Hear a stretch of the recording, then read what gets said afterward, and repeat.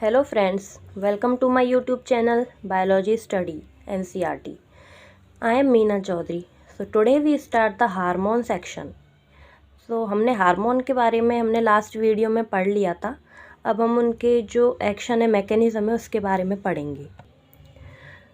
So जो hormones होते हैं on the basis of there classification वो दो तरह के होते हैं. प्रोटीनेशियस हार्मोन होते हैं और दूसरे जो हार्मोन्स होते हैं वो स्टेरॉयड हार्मोन होते हैं.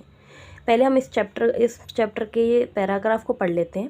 जो हार्मोन्स होते हैं produce their effect on target tissue.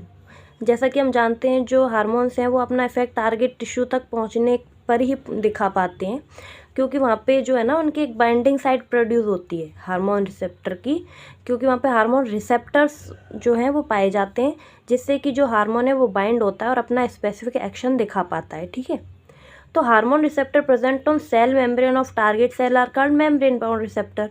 जो हार्मोन्स का जो टारगेट सेल है वहाँ पे जो हार्मोन पहुँचना है, अगर उसका जो रिसेप्टर है वो मेम्ब्रेन के ऊपर ही प्रेजेंट है तो उस जो स्ट्रक्चर को बोलते हैं मेम्ब्रेन बाउंड रिसेप्टर. और रिसेप्टर यदि न्यूक्लियस के अंदर प्रेजेंट होता है तो उसको हम बोलते हैं इंट्रासेलुलर रिसेप्टर. जो बाइंडिंग ऑफ हार्मोन्स टू इस receptor lead to the formation of hormone receptor complex. Hormone जब बाइंड होता है अपने रिसेप्टर के साथ तो जो फॉर्म करता है कौन सा complex? Hormone receptor complex, HR complex. ठीक है, each receptor is specific to one hormone. ऐसा नहीं है कि जो रिसेप्टर है वो बहुत सारे हार्मोन्स के लिए बाइंड करने के लिए परमिशन देता है, ऐसा नहीं है. एक स्पेसिफिक हार्मोन के लिए एक स्पेसिफिक ही रिसेप्टर होता है जिस पे जाके वो हार्मोन अपना मतलब चिपक जाता है. ठीक है, तो अब हम पढ़ते हैं types of hormone on the basis of their chemical nature. यहाँ पे 4 तरह के हार्मोन्स दिखाए हैं: peptide, polypeptide, protein hormone, steroid hormones, iodothyronine hormone, amino acid derivatives. तो जो ये peptide, polypeptide, protein hormone, iodothyronine, amino acid derivatives, ये सारे प्रोटीनेशियस हार्मोन हैं और ये स्टेरॉयड हार्मोन्स हैं. स्टेरॉयड हार्मोन्स में आ जाते हैं एग्जांपल कॉर्टिसोल, टेस्टोस्टेरोन, एस्ट्राडियोल, ये एस्ट्रोजन है एक्चुअली, ये NCERT में एस्ट्राडियोल गलत लिख रखा है, एंड प्रोजेस्ट्रॉन. तो जो प्रोटीनेशियस हार्मोन है ना ये इसमें जो आइडोथेरिन है ना ये प्रोटीनेशियस हार्मोन की तरह ही काम करेगा. ठीक है, लेकिन जो ये है ना स्टेरॉयड, अमीनो एसिड डेरिवेटिव, ये प्रोटीनेशियस हार्मोन है. क्या है? ये प्रोटीनेशियस हार्मोन्स हैं, लेकिन मैंने इनको यहाँ पे डिस्क्राइब किया है types of hormone: proteinaceous hormone and steroid hormone.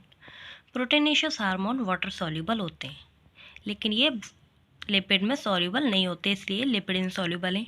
जो स्टेरॉयड हार्मोन है वो लिपिड सॉल्युबल हैं, इसलिए वाटर में इनसॉल्युबल हैं. प्रोटीनेशियस हार्मोन है अमीनो एसिड डेरिवेटिव्स, जिसमें आते हैं एपिनेफ्रिन, नॉर एपिनेफ्रिन, आइडोथायरोनिन, इसमें आता है हमारा thyroxine hormone. Thyroxine hormone 2 form में मिलता है, T3 एंड T4 में. थर्ड आता है इसमें पेप्टाइड, पॉलीपेप्टाइड, प्रोटीन हार्मोन, जिसमें आए insulin, glucagon, pituitary hormone, hypothalamic hormone, parathyroid hormone, pineal hormone. ये सारे प्रोटीनेशियस हार्मोन के टाइप्स हैं. ठीक है, और स्टेरॉयड हार्मोन आ जाते हैं हमारे कॉर्टिसोल है, टेस्टोस्टेरोन है, एस्ट्रोजन, प्रोजेस्ट्रॉन जो सेक्स हार्मोन है, ये हमारे स्टेरॉयड हार्मोन्स हैं जो कि लिपिड सॉल्युबल हैं. ठीक है, प्रोटीनेशियस हार्मोन में जो आइडोथ्रिनिन यानी कि थायरोक्सिन है ना वो एक्सेप्शन है, क्योंकि वो जो लिपिड सॉल्युबल है. बाकी जो प्रोटीनेशियस हार्मोन वो लिपिड इनसॉल्युबल होते हैं, लेकिन जो थायरोक्सिन है वो लिपिड सॉल्युबल है. ठीक है, तो अब हम जो NCERT में डायग्राम दे रखा है, किसका डायग्राम है? ये मैकेनिज्म है हार्मोन एक्शन का. प्रोटीनेशियस हार्मोन है ये जो एक्शन है इसमें ये प्रोटीनेशियस हार्मोन का दिया हुआ है, और ये जो है ना ये हमारे कौन से हार्मोन है? Steroid hormone. तो हम पढ़ते हैं प्रोटीनेशियस हार्मोन का मैकेनिज्म. ठीक है, इसमें मोस्ट फेमस एग्जांपल आ जाता है FSH हार्मोन का, फॉलिकुलर स्टिमुलेटिंग हार्मोन, जो कि क्या करता है, जो ओवरी में जाके ओवेरियन फॉलिकल को डेवलपमेंट करता है. ठीक है, ये जैसे ही अपने टारगेट तक जाता है, लेकिन जो ओवेरियन सेल मेम्ब्रेन होती है ना, वहाँ पे ये रुक जाता है, क्योंकि ओवेरियन सेल मेम्ब्रेन परमेबल नहीं है इसके लिए, क्योंकि ओवेरियन सेल मेम्ब्रेन तो हाइड्रोफोबिक होती है क्योंकि लिपिड सॉल्युबल है, लेकिन जो FSH हार्मोन है ना वो हाइड्रोफिलिक है क्योंकि ये लिपिड इनसॉल्युबल है। तो इसीलिए जो रिसेप्टर है ना वो इनके मेम्ब्रेन के ऊपर ही प्रेजेंट होते हैं।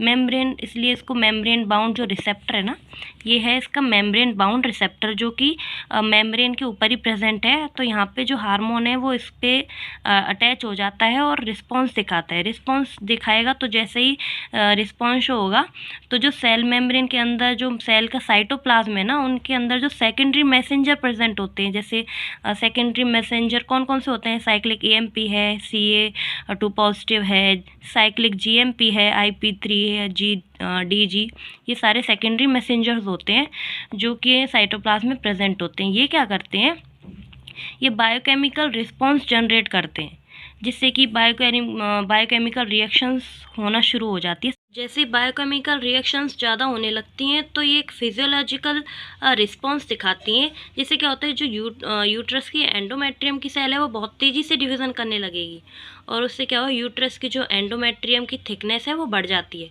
तो जो सेकेंडरी मैसेंजर होते हैं इनका इसमें जो है ना, प्रोटीनेशियस हार्मोन में इन्हीं का इन्वॉल्वमेंट ज़्यादा होता है।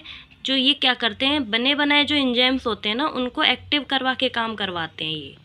ये खुद कोई नया प्रोटीन नहीं बनाते हैं, उसमें जो पहले से ही प्रेजेंट होते हैं ना उन्हीं को एक्टिवेट करते हैं, जिससे अब लास्ट में क्या हो गया, जो फिजियोलॉजिकल रिस्पॉन्स क्या हुआ, इसमें ओवेरियन की ग्रोथ बढ़ गई। ठीक है, ये जो प्रोटीनेशियस हार्मोन है इसका मैकेनिज्म हमने किया। तो हम पढ़ते हैं स्टेरॉयड हार्मोन का मैकेनिज्म। इसमें जो मोस्ट कॉमन एग्जांपल है वो है एस्ट्रोजन हार्मोन, जो कि एक फीमेल सेक्स हार्मोन है। तो ये हमने इनका मैकेनिज्म कर लिया है दोनों का, लिपिड सॉल्युबल हार्मोन्स और लिपिड इनसॉल्युबल हार्मोन्स। तो ये जो लिपिड सॉल्युबल हार्मोन, एस्ट्रोजन होता है वो हाइड्रोफोबिक नेचर होता है उसका, क्योंकि वो लिपिड सॉल्युबल होता है। तो जो यूट्राइन सेल मेम्ब्रेन है वो उसके लिए परमेबल होती है, क्योंकि यूट्राइन सेल मेम्ब्रेन भी हाइड्रोफोबिक ही नेचर की होती है, क्योंकि इसमें लिपिड लेयर पाई जाती है। तो हार्मोन्स को कोई प्रॉब्लम नहीं होती, ये क्या करते हैं, डायरेक्ट सेल मेम्ब्रेन के अंदर एंटर कर जाते हैं और ये डायरेक्ट न्यूक्लियस में चले जाते हैं। न्यूक्लियस में इनके जो है रिसेप्टर पाए जाते हैं, जो कि हार्मोन स्पेसिफिक होते हैं। वो रिसेप्टर से जुड़ के हार्मोन रिसेप्टर कॉम्प्लेक्स बना लेता है, जैसे आपको दिख रहा है यहाँ पे, ये इसने हार्मोन रिसेप्टर कॉम्प्लेक्स बना लिया। फिर ये क्या करते हैं, जो जीनोम होता है, जीनोम के ऊपर एक जीन प्रेजेंट होता है, जीन से अटैच होते हैं और जीन से अटैच करके ट्रांसक्रिप्शन करवा के mRNA बना लेते हैं। mRNA क्या करता है, ट्रांसलेशन से प्रोटीन बनाता है और एंजाइम का सिंथेसिस करता है। ठीक है, तो इनमें बहुत सारे फिर बायोकेमिकल चेंजेस होते हैं, बायोकेमिकल रिएक्शंस होती हैं, जिससे क्या है, फिजियोलॉजिकल रिस्पॉन्स आता है। तो इसमें हमने देखा जी सेकेंडरी मैसेंजर है उसका, इसमें कोई इन्वॉल्वमेंट नहीं होता, डायरेक्ट जो हार्मोन है वो जीन पर जाता है और जीन से न्यू प्रोटीन और एंजाइम का सिक्रेशन करवा देते हैं। तो बायोकेमिकल रिएक्शन से क्या हुआ, इसमें फिजियोलॉजिकल रिस्पॉन्स प्रोड्यूस हुआ, जिसमें जो टिश्यू ग्रोथ है डिफ्रेंशिएट हो जाता है और प्रोलिफरेशन ऑफ एंडोमेट्रियम इसमें हो जाता है। ठीक है, जो एस्ट्रोजन का काम था हार्मोन का, यहाँ पे ये नया फिर नए प्रोटीन और एंजाइम्स बना लेते हैं, अपना एक्शन यहाँ पे जीन्स पे दिखाते हैं डायरेक्ट। तो जो ये लिपिड सॉल्युबल, ये स्लो होते हैं और लॉन्ग लास्टिंग होते हैं, लेकिन क्योंकि ये डायरेक्ट जो है ना जेनेटिक मटेरियल पे इफेक्ट करते हैं। लेकिन जो ये लिपिड इनसॉल्युबल होते हैं वो क्या करते हैं, वो डायरेक्ट क्या मतलब फास्ट होते हैं, क्योंकि वो सेकेंडरी मैसेंजर उनमें प्रेजेंट होता है ना। जो सेकेंडरी मैसेंजर वो जल्दी जल्दी जो एक्टिवेट करता है हार्मोन्स को, जो पहले से ही प्रेजेंट होते हैं, नए नहीं बनते हैं उनमें। ठीक है, तो इसलिए वो फास्ट होता है और शॉर्ट लाइव्ड होता है। लेकिन जो लिपिड सॉल्युबल है वो स्लो होते हैं और लॉन्ग लास्टिंग होते हैं। तो ये हमने दोनों का मैकेनिज्म कर लिया है, इस पैराग्राफ में बस इसी के बारे में दिया हुआ है। तो हमारा जो हार्मोन का मैकेनिज्म है वो कंप्लीट हो गया है। तो वीडियो अच्छी लगी हो तो चैनल को लाइक सब्सक्राइब ज़रूर करें, और कोई भी डाउट हो तो मुझे कमेंट में ज़रूर बताएं। Thank you, bye bye.